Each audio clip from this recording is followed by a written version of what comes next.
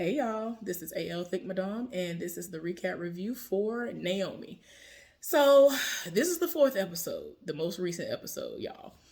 So, they started out the episode showing us how Naomi even came about because, in order for Naomi to come about, they had to find each other first. So, they were in some museum looking at stuff. They had some African stuff up in there and paintings and relics. I just want to say relics. I just want to say relics. But it looked like some like African art pieces were in there.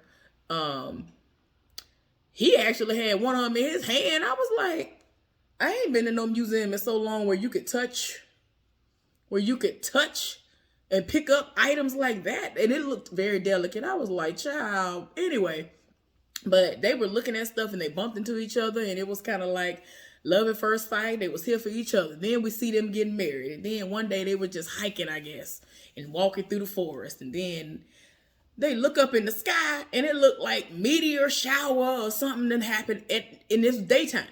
So they are the type of people they want to run to the danger. And we ain't even going to go there because the daddy we're not finna go there. So anyway, they run into the danger. And I'm talking about it's to the point where they are so nosy about what it was that was going on in the sky that it turned nighttime. And they were determined to get to where it was at. So they like, oh, okay, let's do what we're gonna do.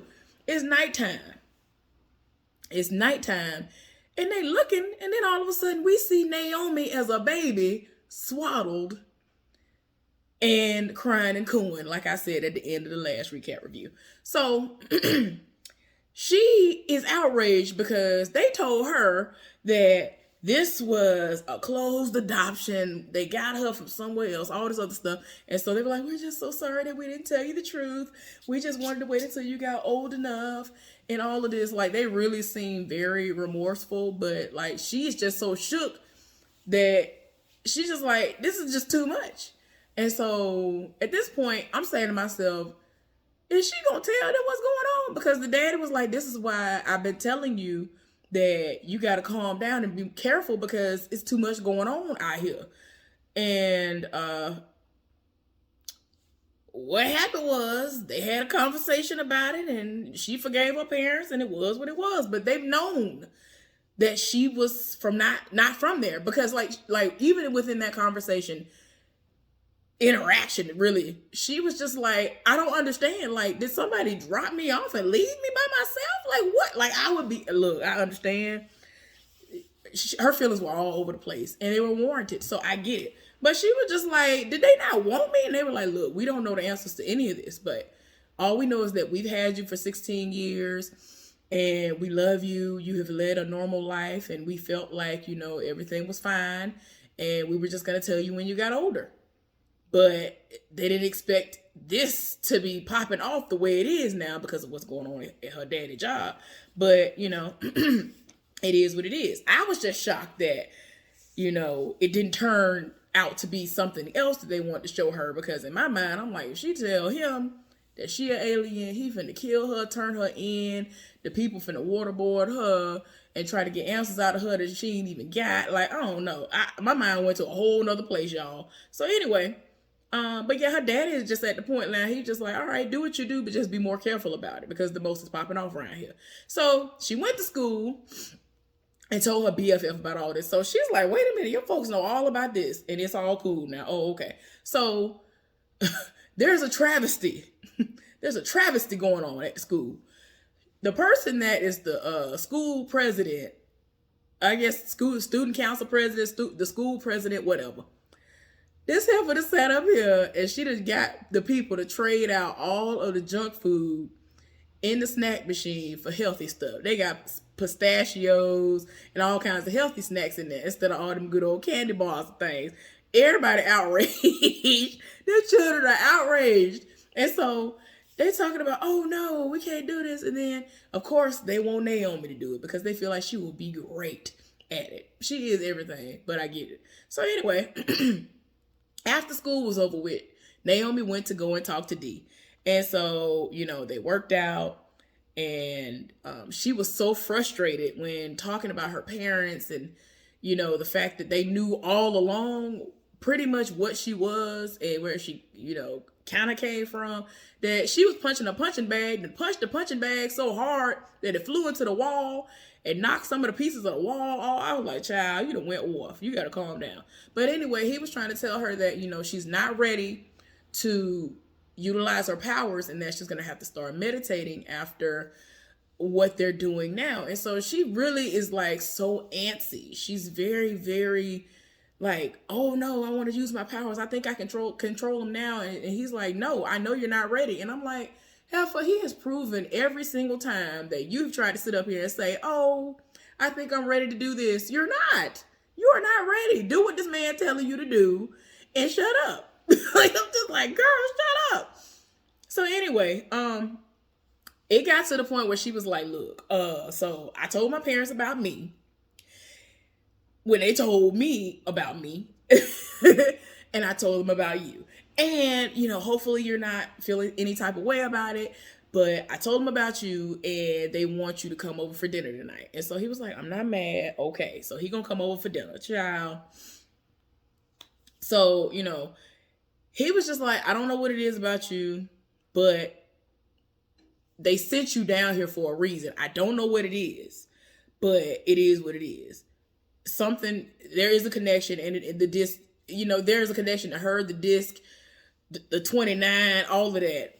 Good child, it's a lot. So anyway, he was just like, oh, this is what happened, y'all. So after she was done talking to him, she went to go see Zabadu. Like, she said it off. That heifer walked up and down like, I said what I said. Like, she rolled up like, I really don't care what you think about me or that you know about me, but run me my disc. She said, I'm not leaving here without my disc. I was like, ma'am. Like, she really rolled up in there and said it all.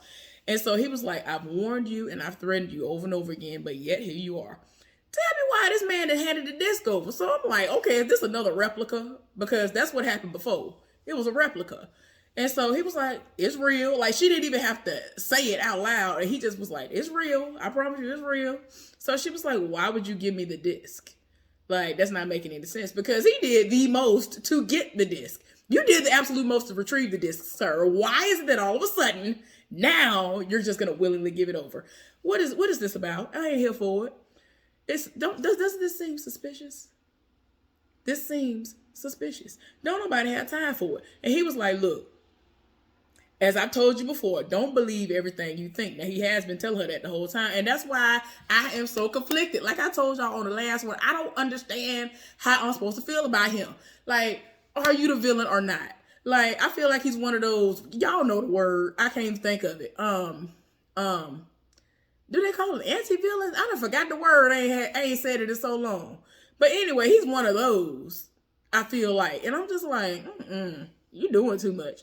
So anyway, she went home and she was examining the disc and she tried to destroy it. She was doing all these things. And all of a sudden, the electricity went off. So she dropped the disc on the floor. Why did this light up like a Christmas tree? I'm like, here we go again. There's too much going on. Meanwhile, her daddy at work, they rolled up in there. He like, what's going on? What is going on here? It seems like there's a madhouse in here. What's going on? They were like, yeah, we had these signatures. All this stuff is going off in here. Something's going on.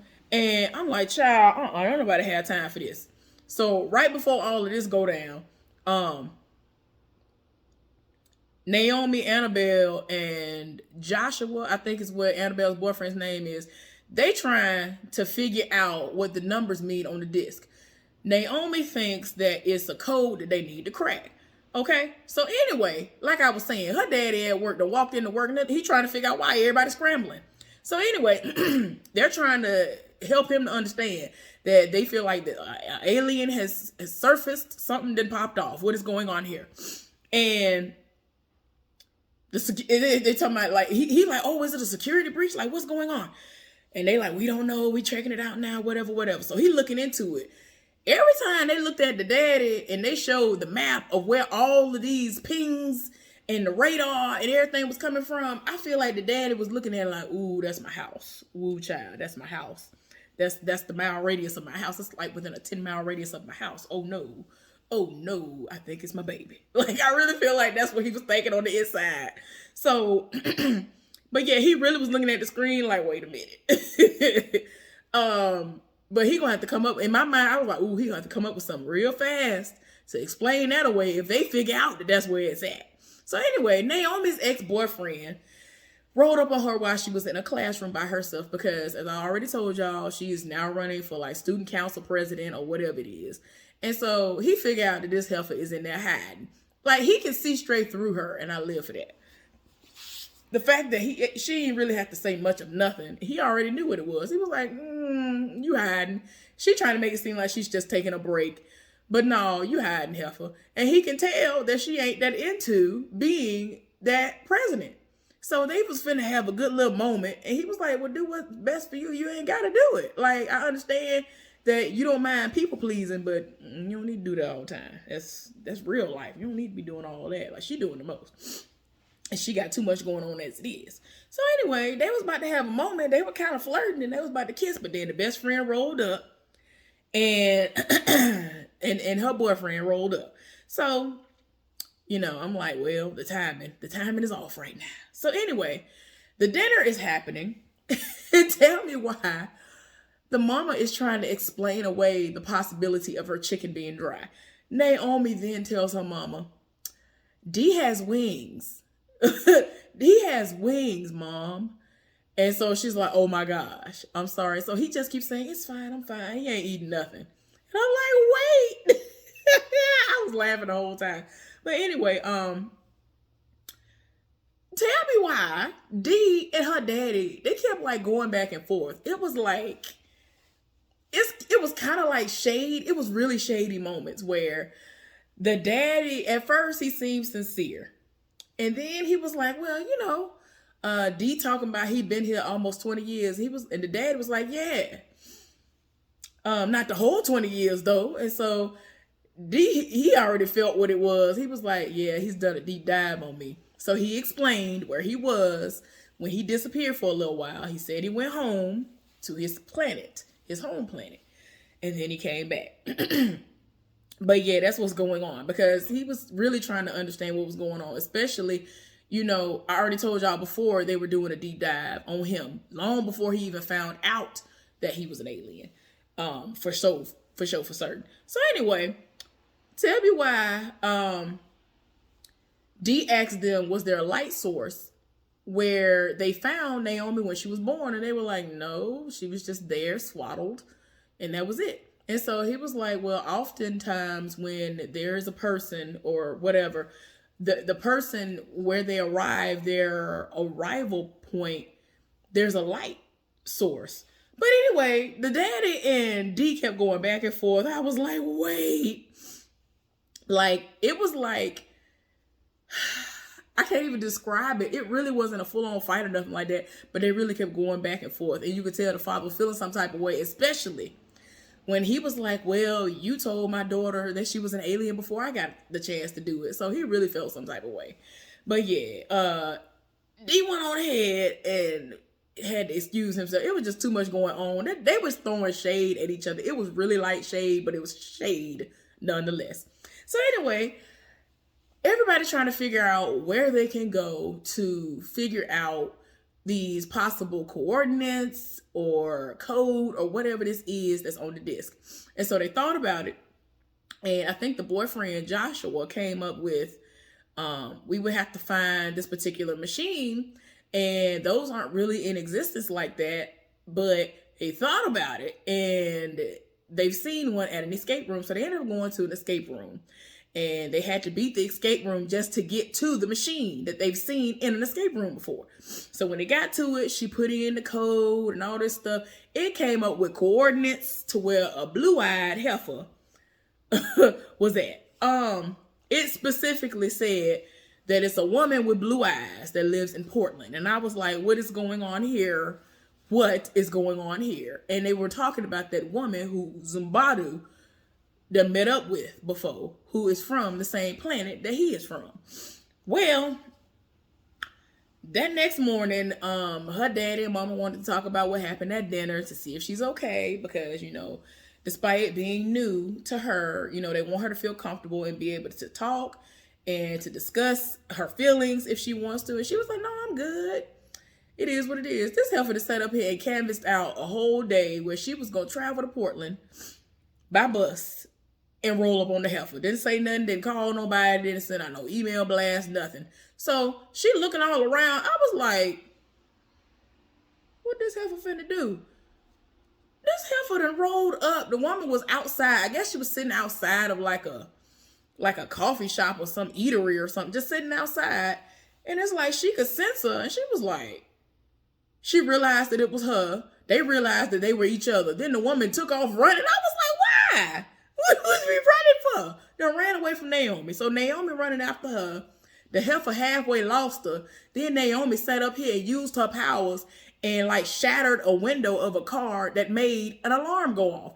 And so then she walked around the corner and the heifer was right there. She was like, that wasn't very smart of you. That could blow your cover or whatever, whatever. And so she was like, why were you running from me? Whatever, whatever. So of course she's trying to get answers. The woman looking like, did Zimbabwe tell you? Did he send you? And so she was like, no, he didn't send me. Like, what is going on? So she was just like, look, he be doing a lot and don't nobody have time. And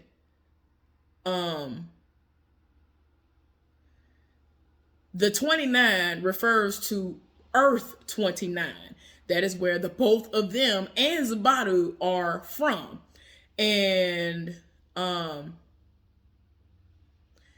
she confirms that that's where they're from because she told her that that's where she was from. So she was like, okay, is that where I'm from too? So she was like, yes. So anyway, basically, after she got nowhere with the woman, because the woman just, disappeared, literally disappeared. She turned her head and that heifer disappeared. I was like, ma'am, you doing the most.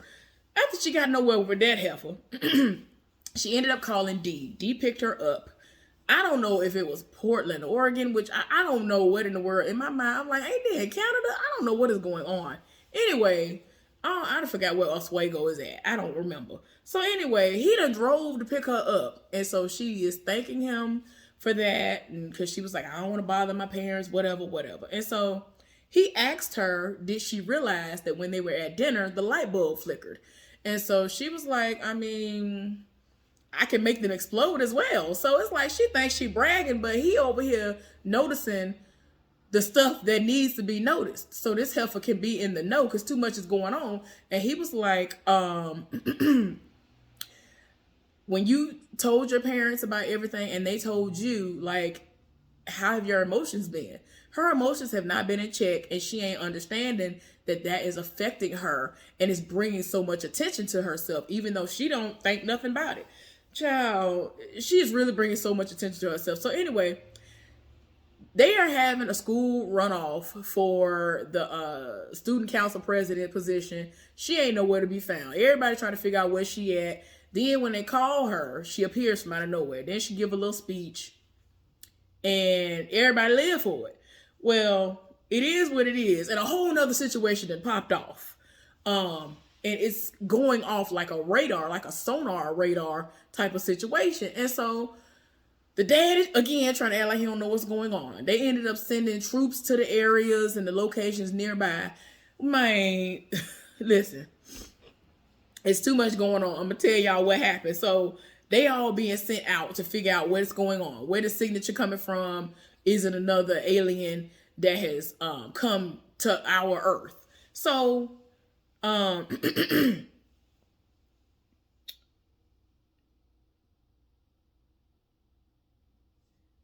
there was this man that was at a car lot. I forgot to tell y'all about it. I don't remember if it happened in this episode or the last episode, but there was a man who came to the car who went to Zimbardo's or whatever, right? This man in his office, and so he looking at him like, sir, this is off limits. And he already looked unsavory, like you could tell. So anyway, he had some kind of scanner or something out doing the most before Zimbardo came in there. He was like, oh, I'm just looking for something rare but dangerous and all this other stuff. And so Zimbardo, they basically talking in circles and riddles, like they both know what it's hidden for. And I'm like, So anyway, after all of this stuff that happened with the runoff, she tell her best friend, okay, I'm gonna meet you at this ice cream spot or whatever. I gotta go get some from my locker. She go to her locker to retrieve a book. Then this man appeared, that same man. And so she looking like, okay, and go the other direction because it's like, who are you? Like, he doing the most, and you look creepy. Don't nobody have time. You don't look right. You don't look right, and you're grown. You doing too much, sir. Like, he don't nobody have time. So anyway, he kept appearing no matter which direction she would go in. So it just got to the point she keeps running in different direction. He appear. Child, she eventually get out the building and she runs through the football field. So then the man that set it off and was like, you coming home with me to Earth 29. It's too many people out here looking for you. People been looking for you for the longest. Man, D appeared from nowhere out the sky and beat this man down. I was like, what is going on? What is happening? Then he kept disappearing. And so she was like, where is he? Where is he? And then he ended up delivering a final blow to this man because he was invisible and behind him, and he knocked him out. So then he canvassed everything while she was in a classroom crying and upset because the most just popped off. He was like, I looked around. He's not here. You're safe. And I'm like, how can you even say that, D? But go off, though. But anyway, come to find out, the man is somebody, he basically was like, if I had to say who it was, it is somebody who is from Earth 29. He seems as though he is a bounty hunter, and there are several of those in the multiverse. And she was like, well, do you think that because my powers are doing what they're doing, it's been alerting people to it? And he was like, I can't say, but it might be. So at this point, she's thinking that there are going to be more people. For him to have come, there are going to be more people following suit. It's too much. So y'all, the daddy at work and a heat signature, radar, all of this stuff situation that popped off. And this time it's just like pulsating, like somebody is searching for something. And so, like I said, they deployed people there.